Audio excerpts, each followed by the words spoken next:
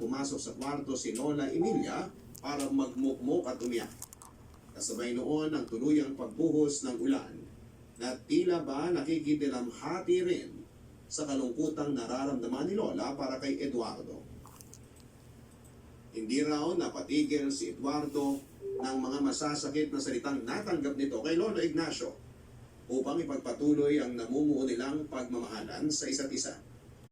Kita ngunit pali. Nagsabi kasi ang tatay ni Lola Emilia, kapag nakita silang magkasama ay otomatikong patitigilin siya sa pag-aaral at sa bahay na lamang. Ngunit ayaw niya yung mangyari. Nalaman na rin naman ni Lola Bising, kapatid ni Lola Emilia, na ina ng